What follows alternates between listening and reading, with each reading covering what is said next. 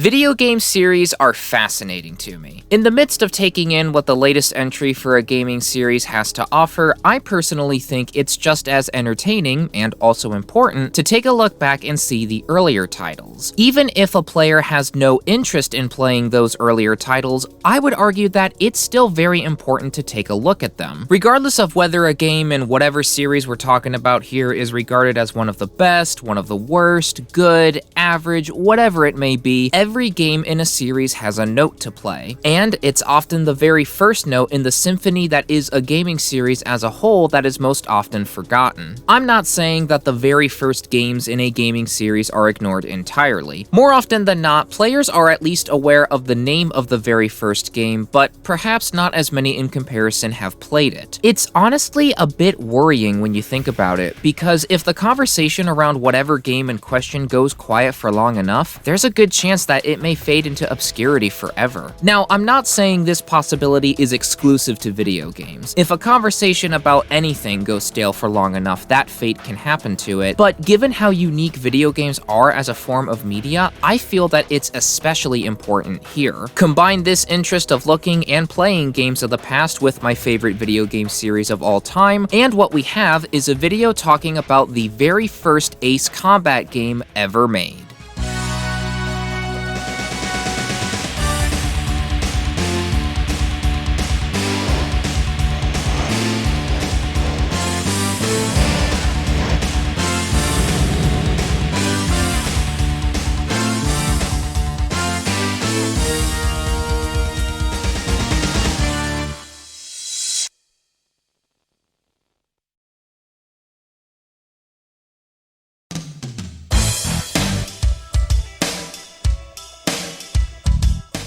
In order to talk about this game's development as a whole properly, firstly, we have to talk about the name of the game. In Japan, the game is known as Ace Combat, but for everywhere else, it is known as Air Combat. Due to the fact that I live in a country where someone saying they'll call an ambulance is a threat and not an act of kindness, I will be referring to this game as Air Combat. To avoid any confusion though, Air Combat and Ace Combat are the same game, just with different names in different countries. Secondly, we have to go way back, to the very beginning. And no, I'm not using this as an intentional cliche overused line joke, I mean we have to take a look at a different game first. This game would go on to be the reason Air Combat was born in the first place. Hey guys, we found something very cool. Look at that. I don't know if this is the original Air Combat game, but this is in an arcade in Fort Walton, Florida. But it looks pretty crazy. I mean, you got a cockpit and everything. Looks awesome. So we're gonna give it a shot. What do you put it in? Oh, right.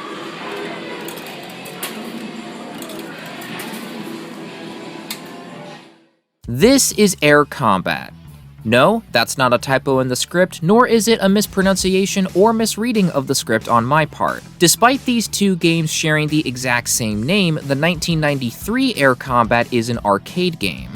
An arcade machine kind of arcade game, the one that you would place a quarter in to play. Or, to use how it's usually done nowadays, you swipe a card with points loaded on it, and the game takes away however many points for that run. Air Combat, the arcade game, has you taking off in an F-16 to shoot down as many enemies as possible while under a time limit. Simple arcade game stuff. The reason this game is related to how Air Combat the PlayStation 1 game came to be is because originally, the PlayStation 1 game was supposed to be a console port of the arcade game. Masanori Kato and Kazumi Mizuno were commissioned by the company they worked for, Namco, to make this port happen. Real quick, side note, I forgot to specify this in my Ace Combat 3 retrospective, but the people making the early Ace Combat games worked for Namco, not Bandai Namco.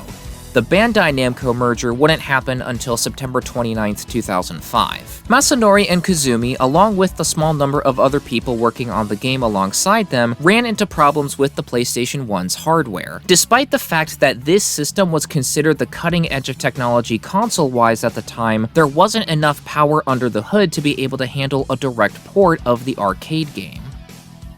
I like it cut, G. So, early on in development, they decided to scrap the arcade port entirely and instead build an entirely new game from scratch. Sadly, from what I could find, there aren't any mentions of how the leadership at Namco reacted upon being told how the arcade port they commissioned was entirely scrapped, but a whole new game would be taking its place. Especially since, at the time, Namco was known for its arcade to console ports.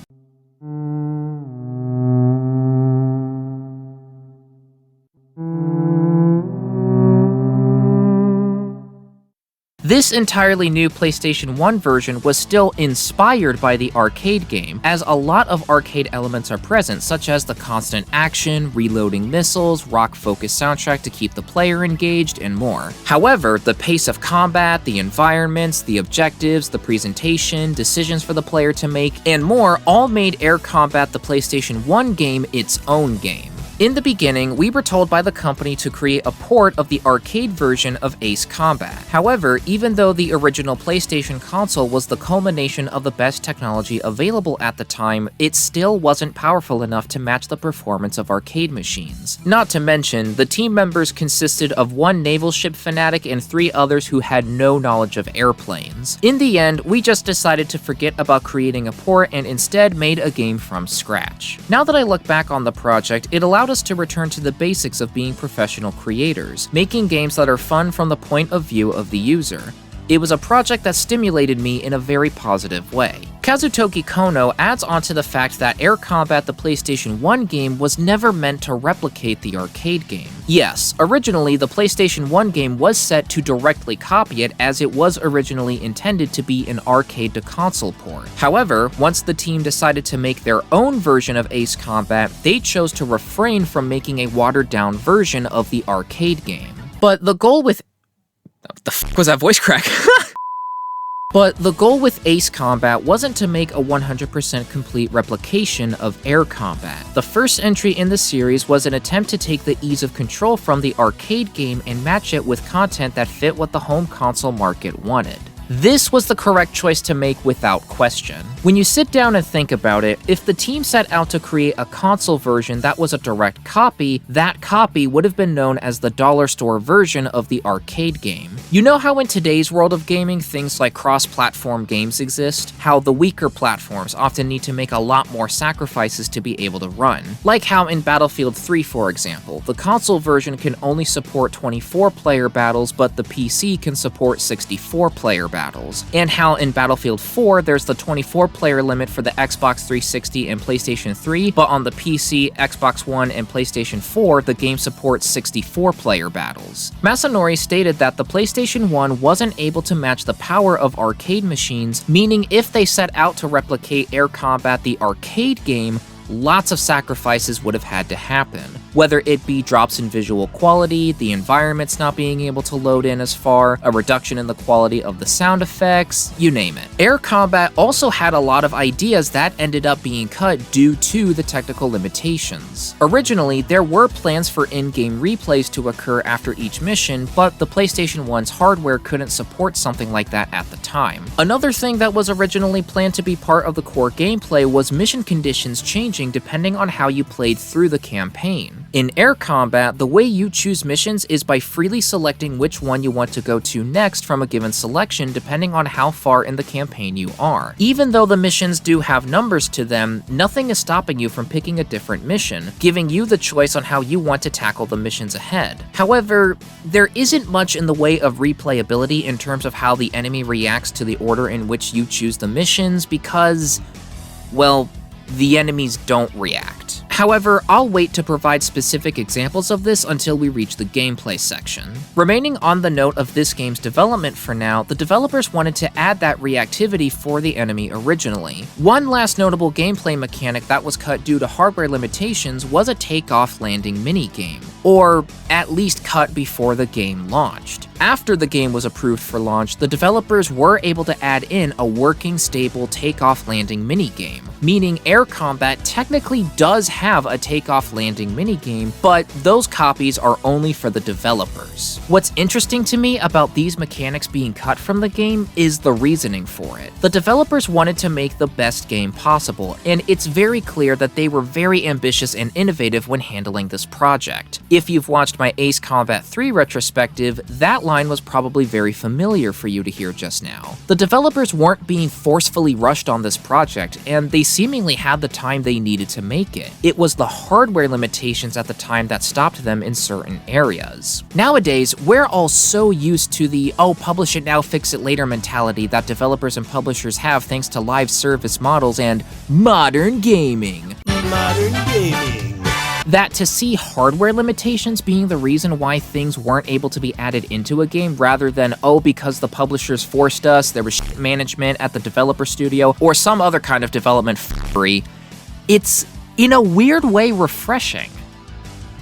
That's kinda sad that that's even refreshing in the first place, damn. Focusing back on Ace Combat though, as the Ace Combat series continued and as the technology got more and more powerful, the developers would begin adding in features that previously weren't possible. For now though, we'll be focusing on what was achieved with this game and looking into the later entries in the future.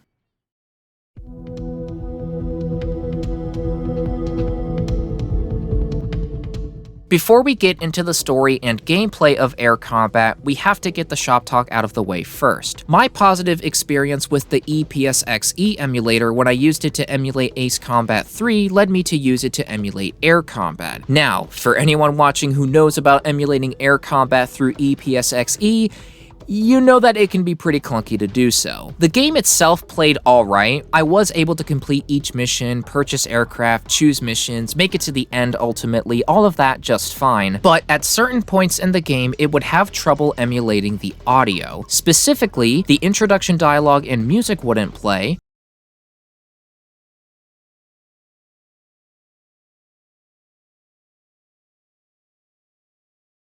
nor would the voiceover during the briefings or any of the in-game music. On our right! Up ahead! Enemy locked on target. Great shot! Enemy inside. On our right! And whenever I would get a lock on an enemy, the red box that would usually show up didn't, leading me to rely on sound cues and the fire text when I had an optimal angle of attack. Originally, what I was going to do was just record a playthrough of the game to use in this video, no background music at all, and then do a separate off-screen playthrough where I'd have each of the tracks up through Google Chrome on my second monitor to get the true Air Combat experience. A pretty barbaric way of playing the game, I know. However, as I was typing up this part of the script, I began to feel uneasy about it all. I couldn't help but to feel like I could do better, because I absolutely could. I would be doing a disservice to myself and to you, the viewer, if I continued with this DIY method of playing the game. So, at that point, I stopped writing the script and got to work on setting up a different emulator, RetroArch, using the Beetle PSX RetroArch core. To keep it a long story short, I had to do a fair bit of Googling and watching YouTube videos in order to get it working, but I eventually did. And I'm glad that I took the time to play the game using RetroArch, because not only was it more fun gameplay-wise to be able to see the target boxes turn red when I had a lock, rather than just relying on sound cues and the fire text on the screen, but hearing the music helped me get in the mood and to have more fun with the game compared to my first playthrough. What you'll be seeing for the rest of the video gameplay-wise is my playthrough using RetroArch. As much as I liked how EPSXE performed with Ace Combat 3, I had to put it to the side for this game.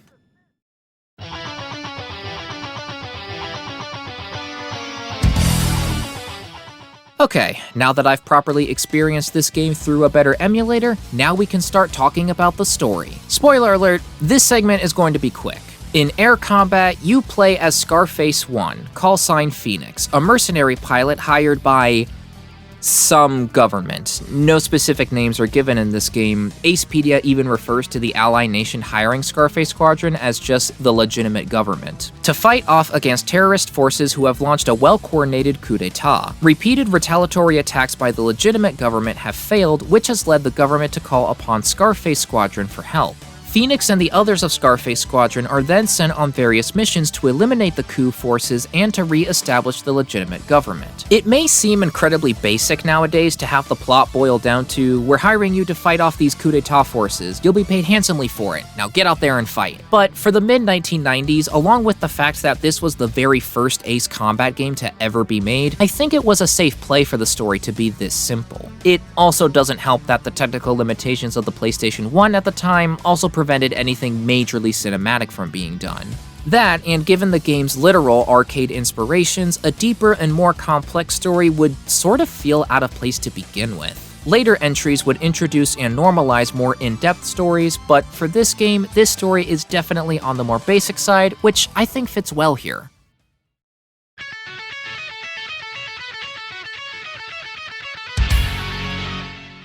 The best way that I can describe how air combat plays is that it plays like a prototype. Given that this is the mid-1990s we're talking about, combined with this, again, being the very first Ace Combat game to ever be made, that phrase can be interpreted more literally here. Usually when someone is reviewing a game, they'll use the phrase, "it plays like a prototype," to convey that the game plays poorly. By today's standards, air combat is very clunky to control without question, but given when this game was released, not only were the standards of gaming different back then, but in a number of areas, the developers wanted to flesh out the gameplay more but couldn't. As a result, while I will still talk about why this game is very clunky to control, I do have to be more generous given how long ago this game came out. Before talking about that though, let's talk about the gameplay mechanics before you go out on a mission. This is the mission select screen. There are a total of 17 missions in the campaign, and once you complete mission 4, the game begins to branch out, allowing you to complete whatever missions in whatever order you wish as you progress further. Even though the missions are numbered, there's nothing stopping you from jumping forward or backward, and there's no difficulty spike that forces you to go down a certain path. Each mission earns you a lot of credits, along with giving you new jets to purchase that get better and better the further in the campaign you progress. No matter how you complete the campaign, the game's difficulty curve is excellently paced to match how far you're into the campaign, regardless of the path you take to get there. Unfortunately, there is no reactivity from the enemy depending on what paths you take. I briefly mentioned this when talking about the development of this game, and here is where I want to go more in depth with it. It isn't a game-breaking thing that the enemy doesn't react to your moves, and as I pointed out, the reason this happened was due to technical limitations, but it does still feel a little weird at times. Take Mission 8 for example, Destroy Enemy Staging Zone. This mission has you destroying an aerial fleet of bombers and escorts before they can strike Donetsk City, a city that you took over earlier in the campaign. No matter how long you wait to take on this mission, the enemy aerial fleet will never take off until you take on the mission.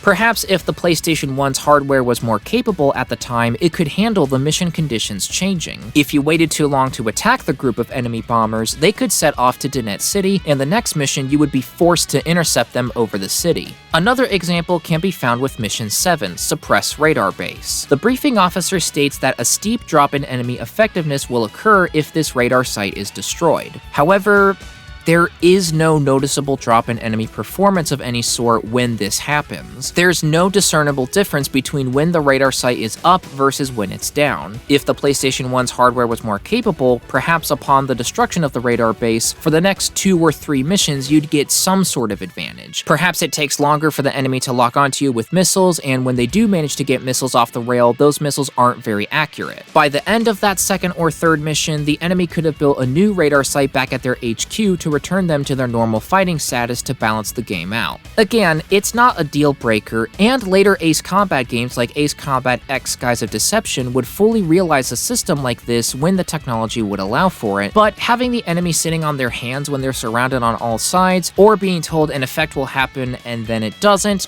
can be a bit bizarre. When you go out on a mission, you'll first be given a briefing on what the mission objective is. After that, depending on the mission, you'll be given the choice to either launch with a wingman or launch solo. For the first 3 missions, you're only given the option to fly solo. Once you reach mission 4, taking on missions with a wingman becomes possible. There are some missions in the campaign further ahead that you can only fly solo, but for most of the missions after reaching mission 4, you have that option. The first few wingmen are rookies, but as as you progress further through the campaign, more efficient wingmen become available to go along with the difficulty curve of the enemies having better aircraft as well. The better the wingman, the more expensive it'll be to hire them for that mission. Though with how many credits you get per mission, hiring wingmen isn't an issue from what I've played. Before you officially hire a wingman for a mission, you have to tell them what to do. Usually you tell them to either cover your 6, where they fly close to you and intercept anyone trying to shoot you down, or you can tell them to go off on their own, where they'll do their own thing for that mission. Occasionally, there will also be a third option that will tell the wingman to focus on a specific objective area. Most of the time, it'll just be the previous 2 orders though. Once you either hire a wingman or choose to go on the mission alone, it's time for you to pick your aircraft. Depending on the difficulty you choose, you start out with either 3, 2, or just 1 jet depending on whether you've picked easy, normal, or hard difficulty. To get new aircraft, you have to visit the aircraft viewer menu, where all of the available aircraft up to this point are available to purchase. At the bottom right of the aircraft selection screen, the aircraft stats are given with circles. The more filled the circle is, the more powerful that particular stat is. Each aircraft has its strengths and weaknesses that need to be taken into consideration, especially more so in this game since the way of acquiring new aircraft and what happens to that aircraft if you get shot down works a lot differently than how it does in the other Ace Combat titles. If you end up getting shot down, the game will return to the mission selection screen, allowing you to either pick that mission again or choose a different one. But when you get to the aircraft selection screen, the aircraft that you flew on that previous mission is gone. If you get shot down, you have to buy that aircraft again if it's in stock. And if you hired a wingman for that previous mission, you have to rehire that wingman without a refund. Of course, this can be circumvented by save scumming, aka saving before a mission, and if you get shot down, you just load up the previous save and your aircraft and credits are back to normal. However, given that this game was inspired by the arcade version, a single playthrough from start to finish without any saves is possible, making that risk-reward system more prevalent if the player wishes to engage with it. I was able to finish the game in a little over 2 hours, which makes sense given its roots. Alright, now that we're past all that, we can finally talk about what goes on during the actual missions themselves. This game has aged so poorly when it comes to how it looks and controls. For the visuals, for as poor as they are by today's standards, we do have to be more lenient since these were the best graphics the developers had to work with at the time. And ultimately, aside from Mission 4, where the mission is set during the nighttime, which makes it more difficult to see things, the visuals never caused me any issues when it came to flying around and fighting the enemies. That, and we can look at this in a positive light, how the graphics of the first Ace Combat title look compared to how the latest entry in the series today looks. It really puts into perspective how far the Ace Combat series and how far gaming as a whole has come. Now, onto the controls. Right away, I noticed that whatever aircraft I picked, it was behaving in an odd manner. Not in a way of the aircraft doing things it shouldn't be able to do, which, given that this is Ace Combat we're talking about here, aircraft doing things they normally wouldn't be able to do is kind of the norm, but rather in how it felt like the aircraft wasn't as responsive as it should be. Like I had to fight with my aircraft to get it to face where I precisely wanted to go at times. After visiting the control screen again when I began my second playthrough of this game using RetroArch, it hit me. There are no analog stick controls in this game. In case anyone doesn't know what I'm talking about, the PlayStation 1 has 2 different controllers. The very first controller design, the one that the PlayStation 1 launched with, does not have analog sticks. It just has the D-pad and all the other buttons to go with it. The dual analog controller wasn't released until 2 years later in 1997, meaning the only kind of controller that existed for the PlayStation 1 when Air Combat was being developed was the controller without the analog sticks. Why am I placing such a huge emphasis on the analog sticks in relation to why this game feels clunky to play? Well, in order for me to answer that question, I need to get mathematical for a few minutes. Hey yo, what the fuck?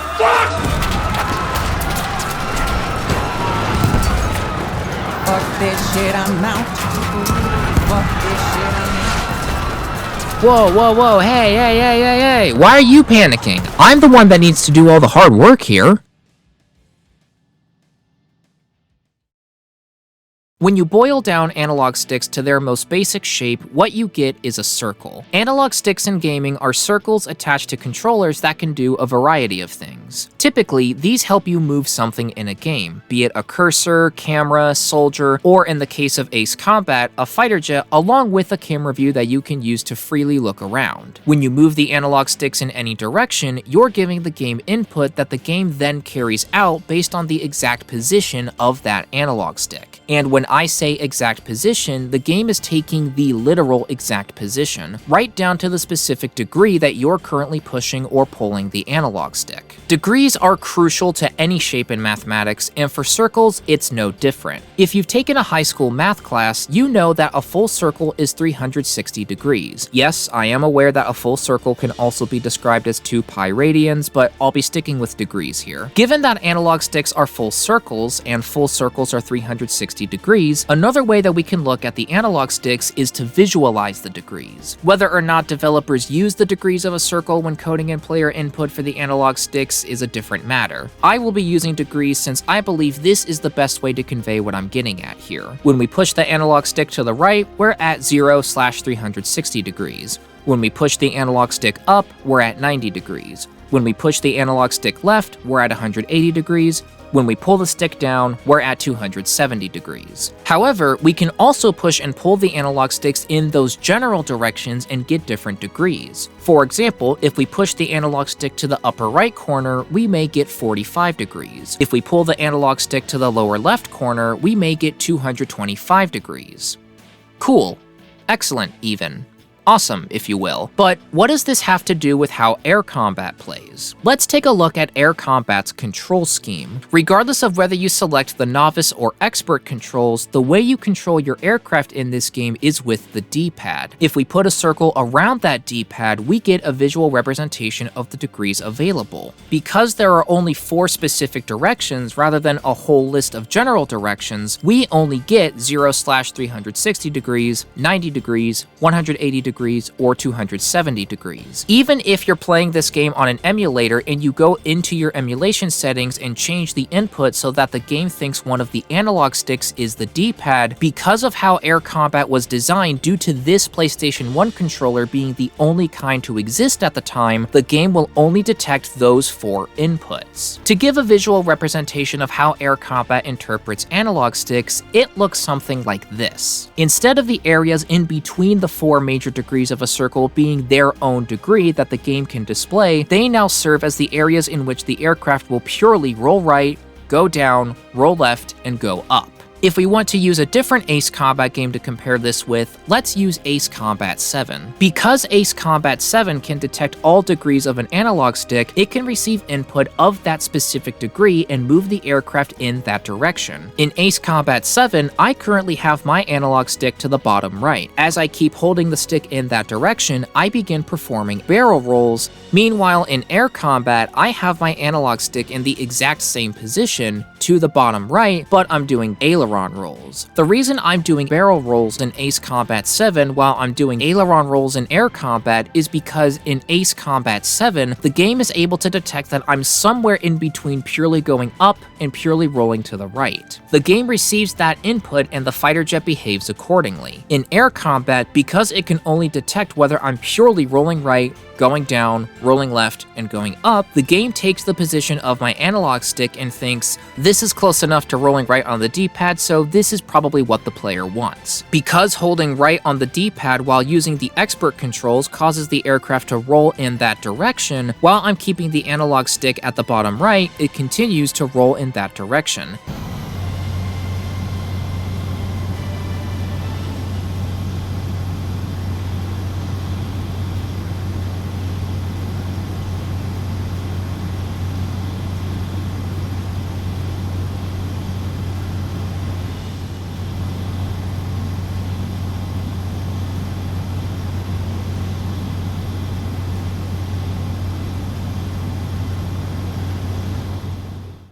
All of this is to say, the aircraft controls are clunky. Not unplayable, as I was still able to complete each mission and still get enjoyment out of playing the game, but if you decide to play this game yourself, don't go into it expecting it to play like modern-day Ace Combat titles. Moving on from the controls, let's talk about how combat works. The way combat works in this game is simple. You get the enemy in your sights, wait to hear the lock-on tone along with the box turning red, and you fire your missiles. With this being the very first Ace Combat game, special weapons are not a thing here.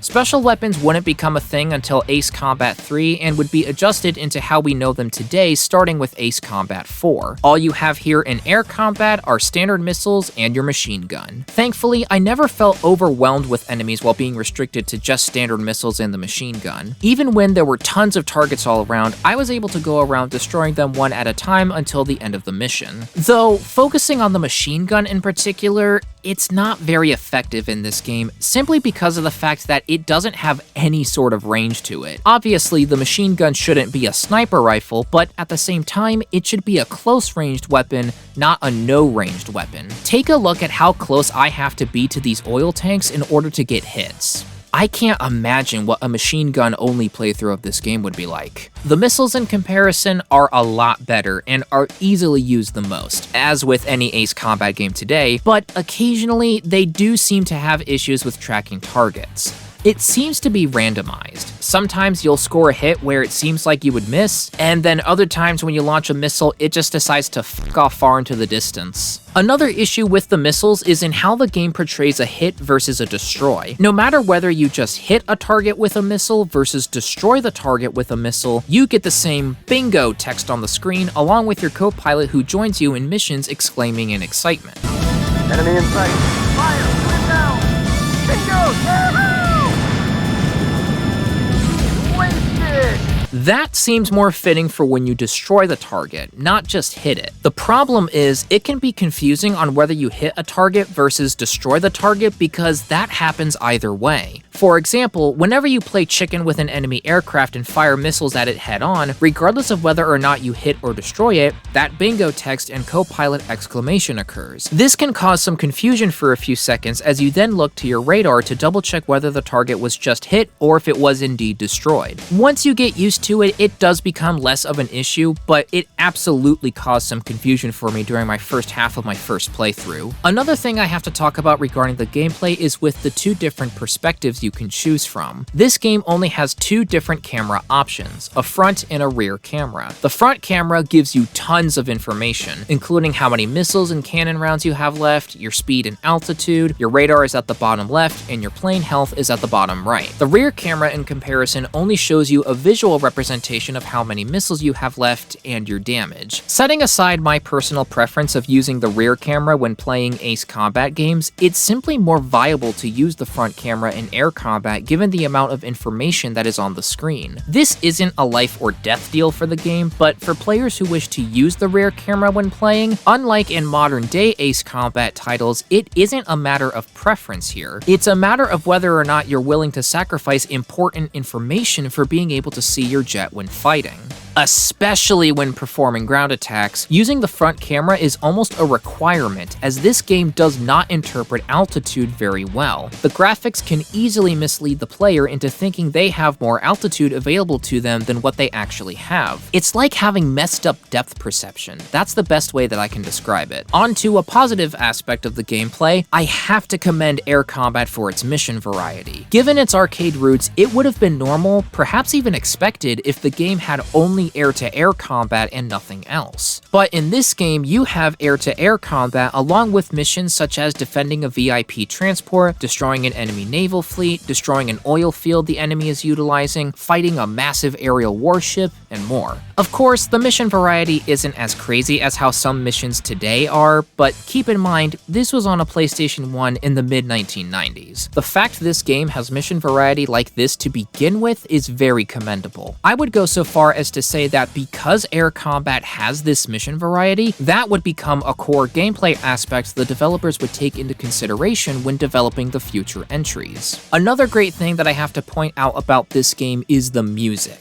Remember when I said that playing the game through RetroArch where I could actually hear the music added more enjoyment to that playthrough? The rock-focused soundtrack is composed by, I presume, Hiroyuki Kawada, Katsuhiro Nakamura, and Keiichi Okabe. I presume because they're listed under sound when the credits display the special thanks that gives credit to Air Combat 22's staff for helping with this game, Air Combat 22 being the arcade machine sequel to the arcade machine Air Combat, but by sound the game could just mean the general sound design. Nowadays, a more general term like sound design is used when talking about the sound design of the game, while music is used to talk about the musical score. When I went to Acepedia and went to the soundtracks category, Air Combat 22 was there, but not Air Combat. Air Combat 22's composers are these three, so I'm going to roll with them being the composers for Air Combat. If this is wrong and the composers are different people, do please let me know, because this was a bit of a head scratcher to figure out. In any case, the rock-focused soundtrack adds on to the arcade-like nature of the game. The tracks themselves are short, usually ranging from 1 to 3 minutes, but each track empowers the player, further giving you that intense feeling of being in the skies, fighting other enemy pilots, and attacking ground and naval threats as well.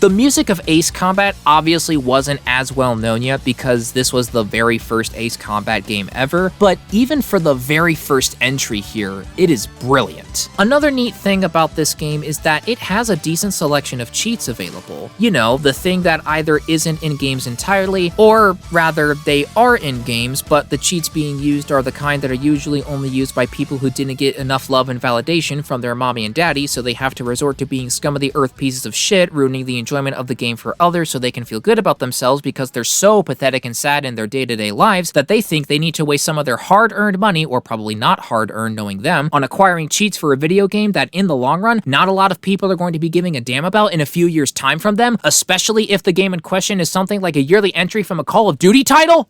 If you can't tell, I hate cheaters in video games, and they seriously need to find a better way to cope with their abandonment issues. Back to the fun kinds of cheats, after you press R1 and the circle button, or whatever other buttons you have those buttons set to through emulation, you get taken to a secret loading screen with these flying discs. It is here that you can enter in the different kinds of cheats while the discs are still spinning. The discs represent how much time you have left before you're taken out of the secret loading screen. When you enter in a cheat code correctly, a character from one of Namco's other IPs will appear on the bottom left of the screen. The different cheats are as follows: 999,999,000 credits, enemy color for player aircraft, enemy color for wingman aircraft, selectable enemy color in 2-player mode, unlocking all aircraft and wingmen, stage select, aka free mission, skipping the mission briefings, removing the subtitles, and a secret minigame.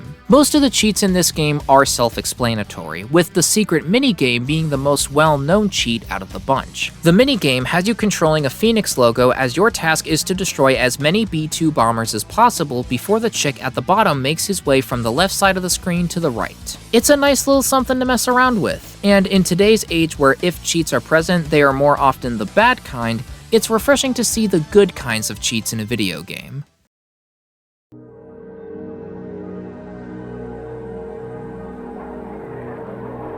I'm not going to beat around the bush here. Air combat is a very clunky game to play today. I can only recommend playing this game to die-hard Ace Combat fans, and even then, you have to go into this with the right mindset. While air combat is a very clunky experience to play today, a lot of why that's the case was out of the developer's control when it was being made. The graphics aren't the best because the PlayStation 1 hardware wasn't powerful enough at the time. The way you control the aircraft is clunky because the only kind of PlayStation 1 controller that was available at the time had no analog sticks. The reason the enemy doesn't react to your moves depending on how you progress through the campaign is because the PlayStation 1 hardware wasn't capable of handling that at the time. A lot of the reasoning why air combat is clunky is due to external factors that the developers didn't have control of at the time. Therefore, I do have to be more forgiving towards this game. On top of being more forgiving towards this game, I also have to admit, it was actually really neat, all things considered, to be able to play the very first Ace Combat game, to see how my favorite video game series of all time began. It's also interesting to think that without this game, this series wouldn't have evolved. We probably wouldn't have gotten the PlayStation 2 Holy Trinity. We probably wouldn't have gotten Ace Combat 7. We could have avoided Assault Horizon becoming a thing though, so there's that to consider. My point is, without this first step, without air combat having been made, this series would have either gone in an entirely different direction, or perhaps it may not have gone in any direction at all. If air combat wasn't a thing, Ace Combat as a whole may not have become a thing. Good God, that's a scary thought. For air combat, this is the game that began what is now a very successful video game series. This is why I said at the beginning of this video that it's important that we continue acknowledging and talking about older video games like this, especially when it comes to the early titles in a series. To look at how Ace Combat began and then to look at how far it's come since then really puts into perspective just how much this series and gaming as a whole has evolved. Even if air combat isn't the greatest feeling game to play today, it's still very important to play and talk about. Going back to the symphony analogy I used at the very beginning of this video, air combat is the very first note in the continuing symphony that is Ace Combat. Without that first note, there would be no symphony to begin with.